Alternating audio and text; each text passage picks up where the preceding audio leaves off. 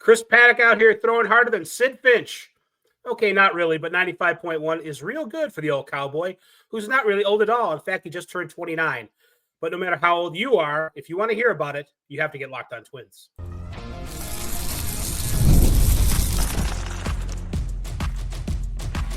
You are Locked On Twins, your daily Minnesota Twins podcast. Part of the Locked On Podcast Network, your team every day. Well, hello again, everybody, and welcome back to Locked On Twins, your daily go-to source for the top up here. Minnesota Twins insight, discourse, and analysis. Personally, it's my favorite show of the Imperial Locked On Podcast Network, which, by the way, brings you your team every day. Don't forget to hit like and subscribe where applicable. I'm Dave Brown, an MLB writer since 2-year-old Chris Paddack was wheeling around Austin, Texas on his tricycle wearing cowboy boots. I'm also a BBWAA member, and I'm a Hall of Fame voter. Across the Great Plains of cyberspace is Brandon Warren, who I can envision going line dancing wearing cowboy boots if he's not at a Twins game. Brandon was a Twins fan who became a Twins writer, and now he's both as the site expert at Puckett's Pond, a blog about the Twins. Go read Puckett's Pond. But on the podcast today, Chris Paddack. If you're going to block Zebby Matthews and David Festa in the Twins rotation, you might as well pitch good. Against the Red Sox, it was mission accomplished. Brooks Lee was not in the lineup Thursday and doesn't figure to play again until Saturday if he is able because of lower back tightness. It's a recurring health issue, Lee has said, will never go away. Great. And no, Lee Keyshaw is not ready to come up yet. And I didn't put this in the upstairs over here. Over there on the other side of Brandon's head. But The Diamond, the Twins' online good propaganda docuseries, has premiered its second episode. Brandon wrote about it for Puckett's Pond, and he'll read the article verbatim in the final segment. I'm kidding. Just kidding. He will give us a slice of the show's progress. I started to watch tonight, but then let's just say parenting issues took over. Before we dive into Twins world, though, we must alert you that today's episode is brought to you by Game Time. Download the Game Time app, create an account, and use code LOCKEDONMLB for $20 off your first purchase. What time is it? It's game time! So, Brandon, the show has begun, and Chris Paddack, not Scott Paddack, was throwing 118, what does it say? 111.8, right? 111.8 miles an hour, but that's Doe was just fooling around with Statcast or something because he was not really throwing 111.8 miles an hour. I thought maybe for a second that he had taken whatever show that was up on its foul territory, I think. The challenge of who's going to be the first guy to throw 107 this year, as if we want people to try that. Mason Miller's going to die, you idiots. But Paddack did not throw 118. He did throw up to 96.4 and averaged, sat at, as they say in the parlance, 95.1. It was his best looking performance, maybe in a Twins uniform. I don't know. As far as those stats go, it sounded pretty good. Are you geeked about Chris Paddack, or are you kind of like me where, yeah, let's just see about what happens next time? I mean, like we've discussed, it's been so long since he's been like a factor in the major leagues in a season, like a big factor. I think it was his rookie season, right? 2019. Yeah. So everything's got to kind of be tempered through that lens. But, you know, watching him as a rookie, the talent was there, and it has been there all along. And he showed the high end velocity working as a reliever. Now 2 seasons ago, coming back from arm issues. So there's obvious arm talent there. There's obviously something. Now, again, he's aged in the meantime, and so maybe some of that luster is off. But if he, I think the biggest thing back then was limiting homers. He's a high strikeout guy, low walk guy. Like, he does a lot of the component stuff that you want from a starting pitcher. Well, the home runs just bite him every now and then, and he can't or hasn't stayed healthy. So as far as number 5 starters go, because I mean, he's number 4 or number 5. The definition's not that big of a deal. I think people would be surprised to see what league average marks were for a team's 4th or 5th starter, because, we get the visions in our head that a 5th starter is still, a 3.80 ERA and worth 3.5 WAR. And it's probably closer to a 4.50, 4.60 ERA. And, not strikeout numbers like this, or maybe that, but more walks. So long story short, or long story not quite as long, I think for a number 5 or number 4 starter, he's perfectly solid there, but he's going to have to pitch well. I mean, those guys in St. Paul are not going to, just take this demotion lying down. And between health and effectiveness, I think Chris Paddack of the 5 obviously has the biggest target on his back as far as, yes, he's in the rotation, but can he stay there?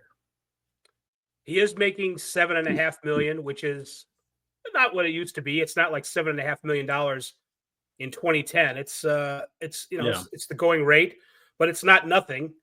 And so there's it does, especially with some of the salary cuts that guys have been taking lately, because the squeeze is on. Maybe it's made him a little less marketable to other teams for trades. Now we are in trading season here, right before the season starts. So once we get to opening day, we're kind of locked into Paddack, I think, for a while.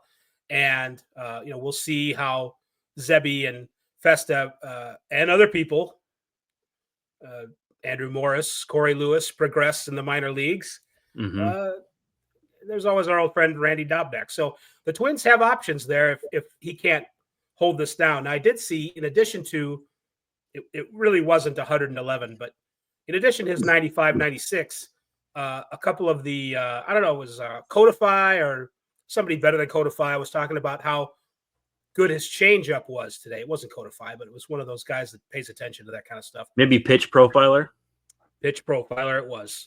Pitch what's funny? Like, you want to hear something funny about Pitch Profiler? Pitch Profiler. I didn't even realize it. I worked across a desk from him back in the day. Was he just trying to keep it quiet, all this pitch profiling? I just hadn't pieced it together, I guess. He went by his regular name on Twitter back then. But yeah, he worked in research at the place I worked at for a long time. I think he's doing stuff with the bank now. But the models that he creates and everything are pretty fascinating. Well, he's done his research on Paddack, and he says that he looks like a serviceable arm with a I don't know if he said plus changeup, but he said it was really working well today. And when Paddack has been good in the past, that's kind of the thing that has sort of separated him from the other guys that throw 95 miles an hour. And, you talked about what his skills are. He's around the plate. Sometimes he gives up home runs. But if he can have his changeup working, in addition to the mid-90s fastball, that's basically the bread. I mean, that's what you need to have success in the game. Some kind of repertoire like that, where you're able to change speeds and either stay in the strike zone or get them to chase or get them to hit a ground, something like that. Ground balls, staying away from the air. So that is encouraging about Paddack. Now, I guess, job number 1, like we said, he hasn't been repeatedly effective since 2019, since he was a rookie.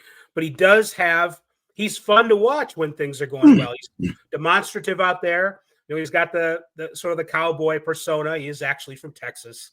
He wears the hat and the boots, and he kind of, comes off as tie. Absolutely. He comes off as a, not a sidewinder, but just, one of those guys you might meet at the OK Corral someday. So that's fun. I mean, I'd rather the guy just got people out and was able to stay on the mound.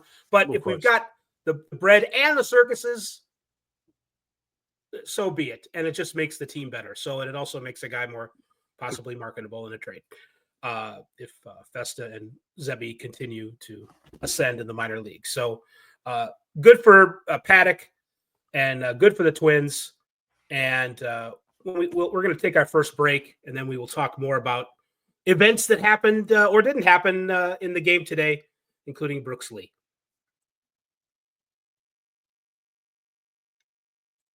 And first, we got to give some love to Supply House. Get the supplies you need from the site made for the skilled trades. Supply House, whether you're in plumbing, HVAC, or electrical work, Supply House is the reliable way to order products online. Their easy-to-use website is packed with helpful resources and the latest product info to help you get the job done right. Plus, With a complete inventory of over 200,000 parts from over 400 top brands, you'll find exactly what you need delivered fast from coast to coast. If you need help with an order, Supply House offers expert support and industry-leading service, and you'll always talk to a real person. And for the trade pros looking for an extra edge, their free Trademaster program offers exclusive perks like a dedicated phone line, free shipping, and discounts on every order. Thousands of skilled professionals are already taking advantage, and now it's your turn. Join the Trademaster program today at supplyhouse.com/TM and start ordering plumbing, HVAC, and electrical supplies with just a few clicks. Plus, use promo code SH5, that's Sterling Hitchcock 5, for 5% off your first order. That's supplyhouse.com.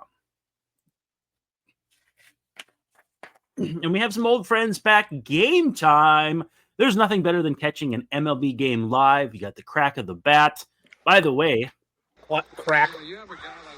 just like that one. You get a crack of the bat, the roar of the crowd, and the smell of ballpark food. All that sounds great to me. And if you're looking to go last minute, Game Time makes getting tickets easier than ever with last minute deals, all in pricing. Again, I've been saying in the past, that's my favorite feature, because you click that and it tells you exactly what you're going to pay at the end of the transaction. And you also get a lowest price guarantee. I mean, those two things together doesn't get much better than that. Game Time takes the stress out of buying MLB tickets. Plus, tickets drop as Game Time gets closer, meaning you can score an incredible deal. So if you're already down by the ballpark and you want to get in, have that Game Time app downloaded and ready to go. Game Time is the official ticketing partner of Locked On. And as the upcoming season opener or the home opener come up, the best way to get inside is to use Game Time. Help you grab the tickets that meet your needs. Take the guesswork out of buying tickets with Game Time. Download the Game Time app, create an account, and use code LOCKEDONMLB, and you'll get $20 off your first purchase. Terms do apply, but again, create an account and redeem code LOCKEDONMLB for $20 off. Download Game Time today. Last minute tickets, lowest price guaranteed. Locked On Twins has returned. Brandon Warren and Dave Brown talking about the Twins game from Thursday, March 30th. Some things that happened. I'll tell you one thing that didn't happen. Brooks Lee did not play. He's got a bad back from about a week back. No, that's not how it goes. But he's got lower back soreness. It's described as not serious, but Brooks Lee has told us before that he has back issues and that they're probably never going away, and it's just something that he is going to have to manage. It's a serious issue in that when it's not bad, it's not debilitating. But when it is, he can't play. As anybody who has a bad back can tell you. You don't even have to be a baseball player to know this. It's not great news, but it is a reminder that life is fleeting, Brandon. And maybe Jose Morano's going to have to play third base on opening day after all this. But it's let's try not to get too down about it, because he's going to have his good days, and hopefully most of those come when he's in the lineup.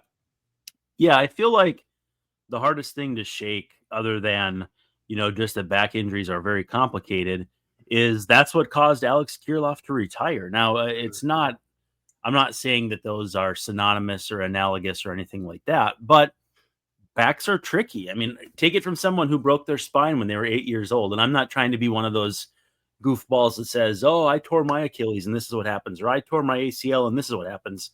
I just know that my mobility has been limited for 30 years and it's not getting better the older I get. I've made dietary changes that have helped. I've made exercise changes that have helped. But at some point, sometimes you're just dealing with that pain to get through the day. And I hope that that's not the case, or at least it's very overstated with Lee, and that he's just kind of being, an open book, and that he'll be ready to go hopefully by this weekend. And obviously, definitely a week from right now when they're opening in St. Louis against the St. Lunatics. They can meet me in St. Louis because I plan on being there to represent right the podcast and blog in America at large. Matthew Leach says that Lee was not scheduled to hit the road Friday. I believe the Phillies, they're playing the Phillies in Clearwater. Clearwater, yeah. So the next time that Brooks Lee would play would be Saturday. So, you know what I've noticed about Brooks Lee, and I'm not sure about the StatCast, how good his range is and all that stuff. I've seen him make a bunch of really nice plays at short, not just third or second base, but better than I remember him playing there last year. I thought he had some trouble at short, but I was pleased with that from the standpoint of, what that means to the Twins in terms of, if Correa is unable to go, and we expect that there'll be some games where he's not, that would be a huge help. And not only there, but just to Brooks Lee's career in general, if he's able to play shortstop in the major leagues and be decent at it with his bat. I thought he's looked more substantial size-wise, and not like in any negative sense. I just feel like he's filled out. You go back and watch Byron Buxton rookie highlights, and then you go a couple years ahead, and then you go to now, and it's stark contrast. You wonder how that was the same person. Joe Mauer was the same way. Torrey Hunter used to joke about when Joe Mauer would get his man muscles. I feel like guys, when they grow into themselves, they just look a little more, I don't know if sturdy is the right word, but I felt like Brooks has looked bigger, maybe more physically mature this spring than I thought he was at any point last year. And I mean, he does have a young looking face. He's not a huge guy. And so maybe those things just skew. Maybe he skewed really young just until he was a little bit bigger, a little bit more filled out. But I don't know what that means either. Hopefully something for durability, hopefully something for strength, hopefully not sacrificing flexibility, all those different things that, the little red flags that raise in your head when a player seems to change body type or body size.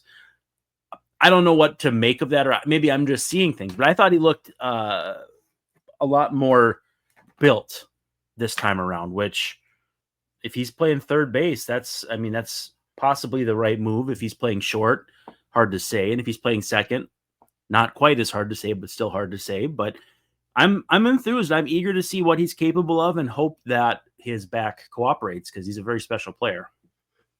He is. I'm even though he struggled last year, and he talked about that at the plate, just couldn't hit fastballs. He's doing much better at that. He's the anti-Julian for sure.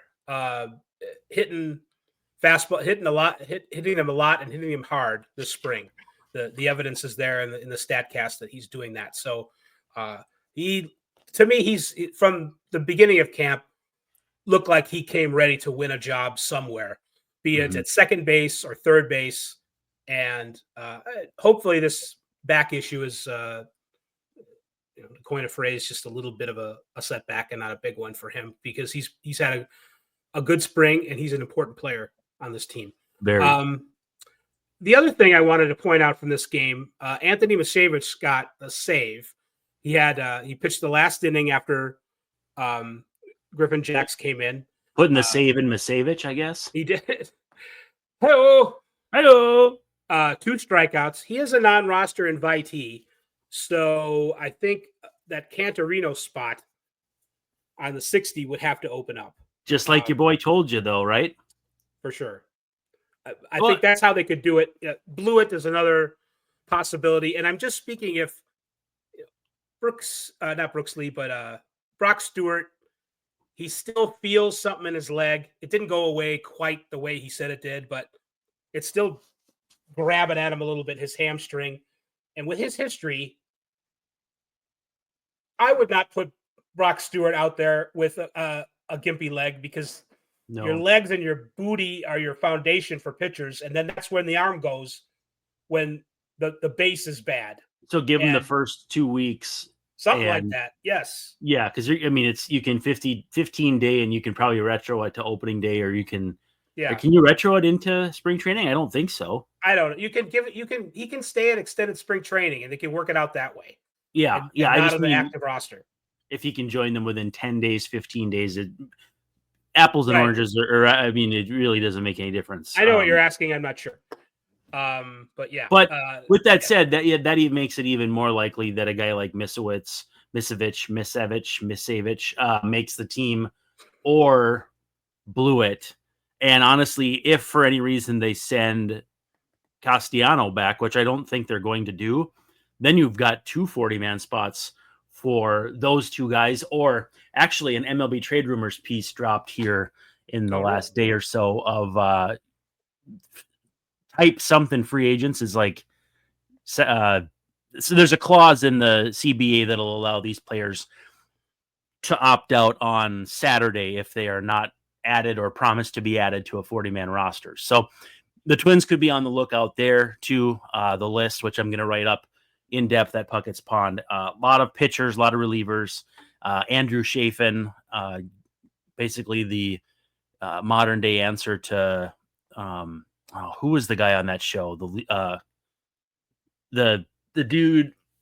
I never watched Eastbound and Down. Who's that guy? Oh, Kenny Powers. He's got Kenny Powers. He kind of looks like Kenny Powers a little bit. I see it. Yes. But he hasn't pitched all that well this spring. But he's been solid in the major leagues, and he's a lefty. So I don't know. I think the Twins will be watching The Wire, and not the show from Baltimore. I mean the Waiver Wire. It's a great show, though. I've heard great Rocco things. would love to have another lefty in the bullpen, even for a couple weeks. He'd love it. I've heard things. No, I've been watching too many Robert De Niro impersonations. Yeah, I think Andrew Chafin would be a really, really good fit for the bullpen. Is this a good De Niro? Yeah, it's Alec Baldwin's De Niro that I was watching. It was Norm Macdonald was David Letterman. I had sent you this because I watch it just about every day just to make myself laugh. It's so funny. Every day. Well, Norm Macdonald he was so talented. That was such a loss. Him passing away before O.J. Simpson is just the worst type of irony that exists. That's really funny in a sick way. Yep. Speaking of none of that, we are going to take our last break, and then when we come back, you are going to recite the diamond from opening curtain to end. I didn't tell you this, but I'm actually going to do it backwards. Oh. But before we do any of that, we got to talk about Just Ingredients, the protein and pre-workout. At least that's what I have because those are my preferences. They've just become a recent sponsor. My wife, like I said, saw the box show up and she's like, that's the best of the best, because she's been talking to different people about protein and, trying to be healthier. I've been trying to be healthier too. And when it comes to fueling your body, quality matters, and that's why Just Ingredients is changing the game with clean, high-quality products designed to support better health and peak performance. If this doesn't look like peak performance to you, you've got another thing coming. But I'll be taking it with me on the road this weekend. We're going to go to Wisconsin Dells for spring break, and I still got to get those shakes in. It's a very transportable way to get your protein and all that fun stuff. Just Ingredients offers an NSF-certified line of protein powder, electrolytes, pre-workout, and creatine. Yes, I definitely know what all of those words mean. All rigorously tested to ensure they're free from substances banned by major athletic organizations. There we go. Just Ingredients has also partnered with 2-time MVP Bryce Harper, recent TikTok star, and a pretty darn good baseball player besides. And he trusts their NSF certified sports line to fuel his training and recovery. It's clean and transparent ingredients that can fuel your performance. Visit justingredients.us and use code LOCKEDONMLB and you'll get 20% off. And for more wellness tips, follow at just.ingredients on Instagram. The NCAA tournament is here, and so is the Bracket Breakdown. Locked On Podcast Network and Amazon Fire TV channels are teaming up to deliver NCAA tournament coverage like never before. Watch studio shows featuring former players and Locked On's local experts as they guide you through every upset, buzzer beater, and bracket matchup. Stream it all for free on Amazon Fire TV channel. Search Bracket Breakdown to see it all for free. It's your team every day.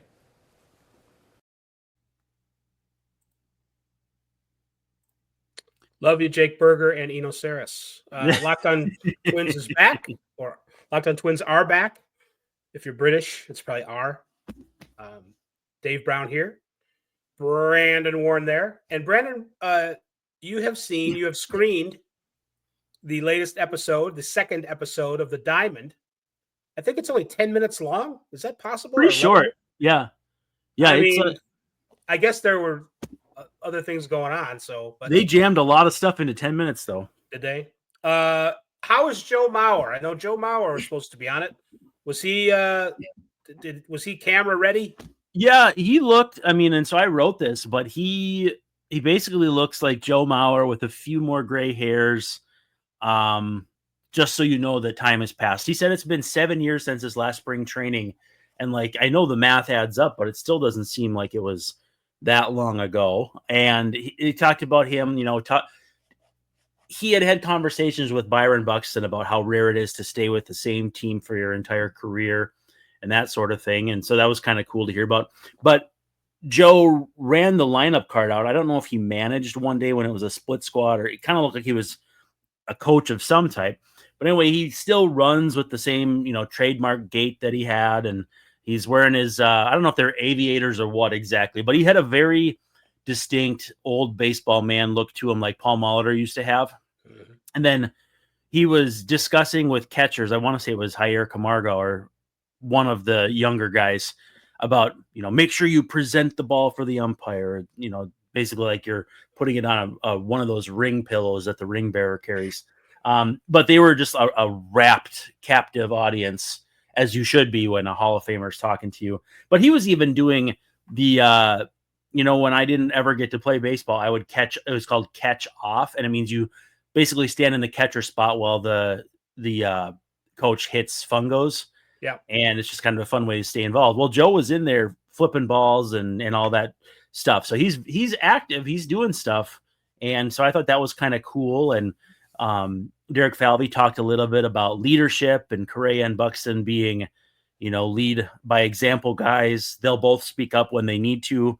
I think Correa speaks up more in player settings, and Buxton understands that he's also the voice of this team. He's been around for a long time, on this same team for a long time, and all that. And then, honestly, I don't know if you want me to keep rambling or if you've got questions, but the mobile petting zoo was hysterical. One of my favorite parts was, I believe Louis Varland was saying it to Edouard Julien, but he was joking with him that the alpaca had the same haircut as him, or the llama had the same haircut as Eddie Julien did. But Rocco was super into it, and they cut after Rocco is on the opening scene talking about it, and then they cut to like the clubhouse and him telling them, all the players, what's about to happen. And there's one player that does like an exaggerated fist bump for the animals, not the coffee, not the breakfast, not the refreshments, the animals. And so I was like trying to figure out who it was, and I panned in and I saw it was next to Brock Stewart, and the end of the jersey was SEN. And so I deduced pretty easily that Ryan Jensen had to be it. But it was just such a wholesome, amazing reaction, like, yes, we're getting to see animals today. And it was like a incredible, fun 10-minute long video. And besides that, they even snuck in the staffers playing a little pickup hoops at Florida Gulf Coast in their beautiful gym. So they crammed a lot into 10 minutes. As someone who records a 32-minute show most every day, they had a lot in that 10-minute show, and I was impressed. Well, I love me some Dunk City. So, isn't that what it was called?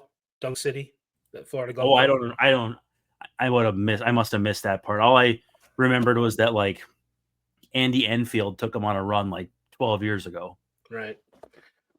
It was framed as a way to get the families involved with the kids and the wives, and it was the kids who wanted to see the llamas and the animals. But you're telling me that the players were just as excited as anybody. At least some of them looked like it. I mean, they had besides Jensen's reaction, they showed, I think it was like Cole Sands and a couple other pitchers watching, and Edouard Julien took one for a walk. And I mean, Rocco got up close to it. It was almost like it was a dog or something in his face, but he seemed to embrace that. So again, like I'm not part of a propaganda machine, and I'm not doing PR. It's a very good web series, and I'm a little bummed that one was shorter. And I suppose they're running out of time for spring training. There may only be one more, if even that.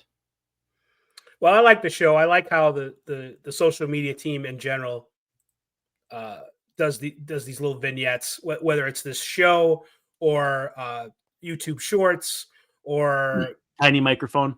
Tiny Microphone is the best. The Yep. Twins aren't the only team that uses Tiny Microphone, but they use it well. And it just it does the job that the Twins want it to. The Blue Jays have done a nice job with Tiny Microphone this year.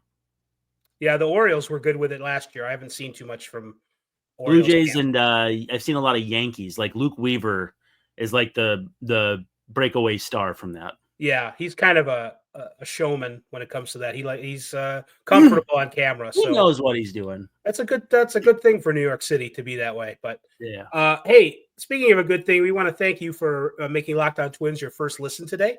For your second listen, let's to check out Locked On Fantasy Baseball podcast with hosts Dominic Martino and Matthew Ane. MLB Fantasy Draft season is here, so be the most informed fan and set yourself up for a league win. Find Locked On Twins on YouTube or wherever you listen to podcasts. And that's going to wrap it up for this episode of Locked On Twins. For Brandon Warren, I'm Dave Brown. We're going to see you very soon, maybe even Casilla tomorrow night with another episode. Until then. Bye. That was implied, but yes.